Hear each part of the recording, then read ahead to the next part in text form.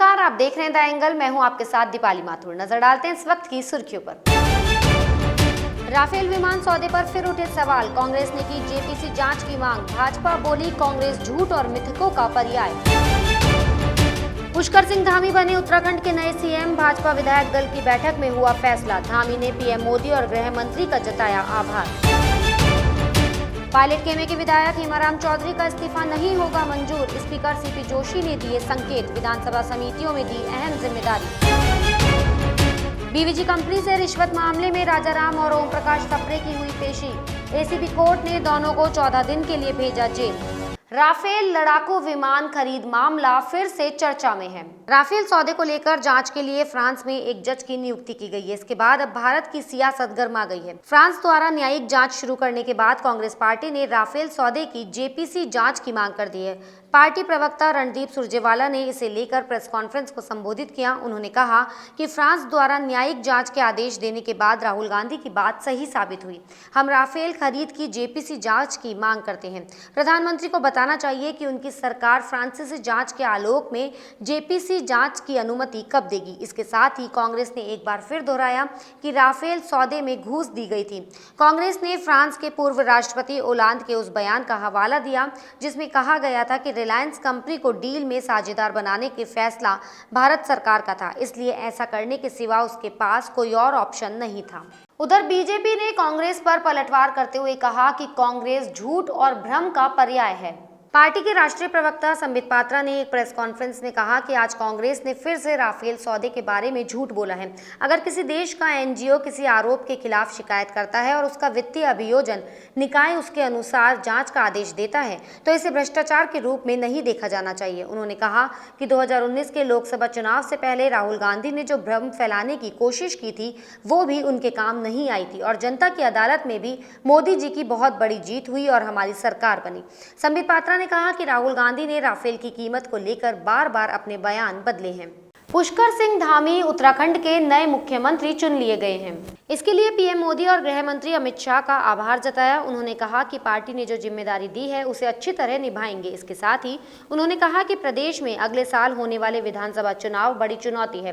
गौरतलब है कि धामी उत्तराखंड के उधम सिंह नगर की खटीमा सीट से दूसरी बार विधायक हैं। इससे पहले वे छात्र नेता और पार्टी संगठन में भी कई महत्वपूर्ण पदों पर रह चुके हैं। कहा जा रहा है कि पुष्कर धामी के साथ पार्टी आलाकमान ने राज्य में अगले साल होने वाले विधानसभा चुनावों को भी साधने की कोशिश की है। पुष्कर सिंह धामी को खासतौर पर 2002 से 2008 के दौरान बेरोजगार युवाओं को संगठित कर की गई विशाल रैलियों के लिए जाना जाता है। भीषण गर्मी में पंजाब में बिजली संकट गहराया हुआ है। इसे लेकर अब आम आदमी पार्टी ने सिसवा में सीएम कैप्टन अमरिंदर सिंह के फार्म हाउस का घेराव किया। पुलिस ने प्रदर्शनकारियों को रोकने के लिए बैरिकेडिंग की हुई थी। पहला बैरिकेड तोड़ने पर पुलिस ने प्रदर्शनकारियों पर पानी की बौछार की। इस दौरान आम आदमी पार्टी के पंजाब प्रदेश अध्यक्ष और सांसद भगवंत मान ने कहा कि पंजाब के लोग धरने प्रदर्शन कर रहे हैं और केवल एक व्यक्ति अपने घर में बैठा आनंद ले रहा है। हम सीएम के फार्म हाउस का मीटर चेक करने आए हैं ताकि पता लग सके कि यहाँ कितने घंटे बिजली का कट लग रहा है। मान ने आरोप लगाया कि अकाली दल और भाजपा की सरकार में लागू पंजाब विरोधी बिजली समझौते और माफिया राज कैप्टन के शासन में भी चल रहे हैं। बिजली मंत्री होने के नाते मुख्यमंत्री को मौजूदा बिजली संकट की नैतिक जिम्मेदारी लेनी चाहिए।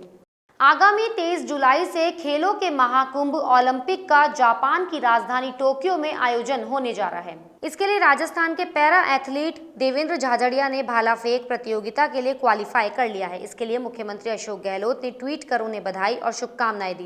गौरतलब है कि झाझड़िया ने दिल्ली में हुए राष्ट्रीय चयन ट्रायल के दौरान अपना ही विश्व रिकॉर्ड तोड़ते हुए ओलंपिक कोटा हासिल कर लिया। उन्होंने ये विश्व रिकॉर्ड 2016 रियो ओलंपिक में बनाया था। इसमें उन्होंने स्वर्ण पदक हासिल किया था। वे अब तक 2 ओलंपिक स्वर्ण पदक जीत चुके हैं। ऐसे में एक बार फिर देश और प्रदेशवासियों की निगाहें देवेंद्र झाझड़िया पर टिकी रहेंगी। सचिन पायलट खेमे के विधायक हेमाराम चौधरी का इस्तीफा मंजूर नहीं होगा। इसके संकेत विधानसभा अध्यक्ष डॉक्टर सीपी जोशी ने दिए हैं। दरअसल हाल ही में स्पीकर डॉक्टर सीपी जोशी ने विधानसभा की समितियों में हेमाराम चौधरी को प्रमुख जगह देते हुए अहम जिम्मेदारियां दी हैं। उन्हें राजकीय उपक्रम समिति में सभापति बनाया गया है। इसके साथ ही माना जा रहा है कि 18 मई को हेमाराम चौधरी की ओर से दिए गए इस्तीफे के प्रकरण का भी पटाक्षेप हो गया है। गौरतलब है कि स्पीकर जोशी ने इस्तीफा ईमेल से भेजे जाने के कारण हेमाराम चौधरी को लॉकडाउन खुलने के 7 दिन के अंदर विधानसभा सचिवालय आने को कहा था। 3 3 दिन के दिल्ली प्रवास के बाद राजस्थान भाजपा के प्रदेश अध्यक्ष सतीश पूनिया जयपुर लौट आए हैं। दिल्ली प्रवास के दौरान सतीश पूनिया ने पार्टी अध्यक्ष जेपी नड्डा, केंद्रीय मंत्री अर्जुन राम मेघवाल, राष्ट्रीय उपाध्यक्ष ओम माथुर सहित कई नेताओं से मुलाकात की। इस दौरे के दौरान पूनिया ने राष्ट्रीय महासचिव भूपेंद्र यादव से भी मुलाकात की। माना जा रहा है कि पूनिया ने पार्टी नेताओं से बीवीजी घूस प्रकरण सहित कई अन्य मुद्दों को लेकर भी बात की। वहीं बताया जा रहा है कि बीवीजी प्रकरण में आरएसएस के क्षेत्रीय प्रचारक निम्बाराम का नाम सामने आकर आलाकमान काफी गंभीर है। यही वजह है कि सतीश पूनिया को दिल्ली जाना पड़ा। कंसंट्रेटर खरीद मामले को लेकर प्रदेश भाजपा लगातार राज्य सरकार पर हमलावर है। इस बीच पार्टी ने सरकार से मांग की है कि प्रदेश में कोरोना से जान गंवाने वाले लोगों के परिवारों की मदद की जाए। पार्टी के प्रदेश मुख्य प्रवक्ता रामलाल शर्मा ने कहा कि सरकार की घोषणा के बाद भी ऐसे परिवारों को सहायता नहीं मिल पा रही है। सरकार को कोरोना से मौत के मापदंड तय करने चाहिए, क्योंकि कोरोना काल में कई ऐसे लोगों की भी कोरोना से जान गई है जिन्होंने अपना टेस्ट नहीं करवाया था। इसी तरह कई लोगों की जान अस्पताल में गई तो कई लोगों ने घर में इलाज करवाते हुए अपनी जान गंवाई। सरकार कोरोना से हुई मौतों का सही आकलन नहीं कर पाई है। ज्यादातर लोगों का कोरोना टेस्ट नहीं हो पाने से उनमें कोरोना की पुष्टि नहीं हो पाई। ऐसे में बहुत से परिवार सहायता से अब वंचित हैं। भाजपा नेता ने सरकार से ऐसे सभी परिवारों को सहायता मुहैया करवाने की मांग की। बीवीजी कंपनी से रिश्वत प्रकरण में राजाराम और कंपनी प्रतिनिधि ओम प्रकाश सप्रे को एसीबी कोर्ट में पेश किया गया। कोर्ट ने मामले की सुनवाई के बाद दोनों को 16 जुलाई तक जेल भेज दिया है। आज दोनों की रिमांड पूरी होने पर उन्हें कोर्ट में पेश किया गया था। एसीबी कोर्ट के जज उपेंद्र शर्मा ने दोनों को 14 दिन की न्यायिक अभिरक्षा में भेज दिया है। गौरतलब है कि जयपुर नगर निगम ग्रेटर में सफाई की जिम्मेदारी संभाल रही बीवीजी कंपनी के बिल पास करने पर कमीशन मामले में एसीबी ने बीवीजी प्रतिनिधि ओमकार सप्रे और निलंबित महापौर सौम्या गुर्जर के पति राजाराम को गिरफ्तार किया था। सिरोही के शिवगंज में राजकीय बालिका उच्च माध्यमिक विद्यालय के नए भवन का वर्चुअली शिलान्यास किया गया।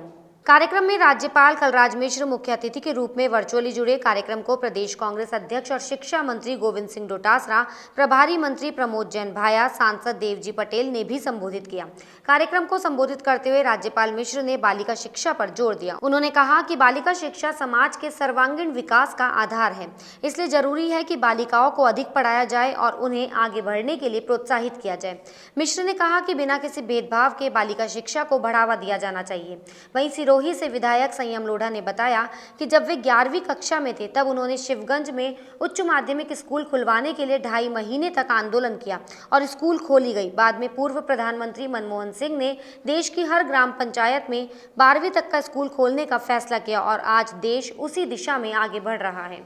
जयपुर के जोबनेर स्थित कृषि विश्वविद्यालय के बाहर विद्यार्थियों और उनके परिजनों का विरोध 2 दिन से जारी है। विश्वविद्यालय के विद्यार्थी और उनके परिजन विश्वविद्यालय की दमनकारी नीतियों के खिलाफ जमकर नारेबाजी कर रहे हैं। विद्यार्थियों का कहना है कि श्री कर्ण नरेंद्र कृषि विश्वविद्यालय प्रशासन ने 45% से ज्यादा फीस बढ़ा दी है। वहीं कोरोना काल में परिजन आर्थिक संकट का सामना कर रहे हैं। प्रदर्शनकारियों ने मांगे नहीं माने जाने पर अनिश्चितकालीन धरने की चेतावनी दी। विरोध प्रदर्शन की सूचना मिलने पर जोबनेर थाना प्रभारी जोगेंद्र सिंह राठौड़ पुलिस जाब्ता लेकर मौके पर पहुंचे। राजस्थान में प्राचीन समय से ही लोक कलाएं चली आ रही हैं। इन्हीं में से एक बहरूपिया कला भी है। इसके कलाकार राजा महाराजाओं के जमाने से ही अलग अलग स्वांग रच कर लोगों का मनोरंजन कर अपना पेट पालते हैं। लेकिन रेनवाल कस्बे के बधाल सहित आसपास के गांवों में रहने वाले इन कलाकारों के सामने कोरोना के चलते आर्थिक संकट पैदा हो गया है। बहरूपिया कलाकार मनोज राव बताते हैं कि पिछले 2 सालों से इस कोरोना महामारी के कारण लोक कलाकारों की आर्थिक स्थिति बिल्कुल डगमगा चुकी है। लॉकडाउन लगने से बहरूपिया कलाकार गांव शहर में जाकर अपने स्वांग नहीं दिखा पा रहे हैं। इस कला के अलावा उनके पास और कोई रोजगार नहीं है और न ही सरकार की तरफ से लोक कलाकारों के लिए कोई योजना बनाई गई है। इसलिए राज्य और केंद्र सरकार से अपील है कि लोक कलाकारों के बारे में सोचे और इनके लिए रोजगार के रास्ते खोलें। नमस्कार, मेरा नाम मनोज बहरूपिया है और मैं राजस्थान के जयपुर जिले के ग्राम बधाल का रहने वाला हूँ। बहरूपिया कला एक प्राचीन लोक कला है जो राजा महाराजा के टाइम से चली हुई आ रही है और आज इस कोरोना वैश्विक महामारी को देखते हुए सभी रोजगार और सभी बहरूपिया कलाकारों के रोजगार के रास्ते बिल्कुल बंद हो चुके हैं। इसलिए मेरी भारत सरकार एवं राजस्थान सरकार से हाथ जोड़कर यही विनती है कि हम लोक कलाकारों के बारे में भी आप थोड़ा सा ध्यान दें और हमारे लोक कलाकारों के लिए भी कोई रोजगार के रास्ते खोलें। धन्यवाद। उदयपुर के राजीव गांधी युवा क्लब के महात्मा गांधी सेवा सदन में पौधारोपण किया गया। इसके साथ ही जिला कलेक्टर चेतन देवड़ा ने युवाओं का सम्मान किया। क्लब के संस्थापक अध्यक्ष शिवकरण सैनी ने बताया कि कलेक्टर चेतन देवड़ा ने सदन परिसर में 21 पौधे लगाकर हरित राजस्थान अभियान का शुभारंभ किया। इस दौरान उन्होंने उपस्थित युवा कार्यकर्ताओं को भी स्मृति चिन्ह देकर सम्मानित किया और युवाओं से आह्वान किया कि वे पर्यावरण संरक्षण को सामाजिक आवश्यकता मानते हुए अधिकाधिक पौधारोपण करें और आम लोगों को भी इसके प्रति जागरूक बनाएं। इसके बाद जिला कलेक्टर ने महात्मा गांधी सेवा सदन परिसर के बाहर बनाई गई गांधी चित्र प्रदर्शनी का भी अवलोकन किया। इस मौके पर कोरोना जागरूकता अभियान के तहत पोस्टर का विमोचन भी किया गया। कार्यक्रम में कई वरिष्ठ अधिकारी और क्लब के कार्यकर्ता मौजूद रहे। सीकर के रिंगस स्थित खाटूश्यामजी रोड के लाखनी टोल प्लाजा पर 142 दिनों से किसानों और ग्रामीणों का धरना प्रदर्शन जारी है। लोगों की मांग है कि लाखनी टोल प्लाजा को टोल मुक्त किया जाए। ग्रामीण यहां 13 फरवरी से धरने पर बैठे हुए हैं और किसान आंदोलन में शाहजहांपुर बॉर्डर भी लगातार जा रहे हैं। अखिल भारतीय किसान सभा जिला कमेटी सीकर के किसान नेता मालीराम वर्मा का कहना है कि अब किसान आंदोलन को और मजबूत किया जाएगा।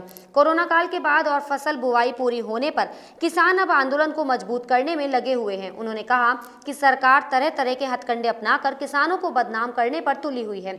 किसानों की मांग है कि तीनों कृषि काले कानून वापस ले, फसलों के समर्थन मूल्य की गारंटी का कानून बनाए, बिजली नियामक विधेयक 2020 वापस ले, चुनावी घोषणा पत्र लागू कर स्वामीनाथन आयोग की रिपोर्ट लागू करें और किसानों का संपूर्ण कर्जा माफ करने सहित सभी मांगे पूरी करें।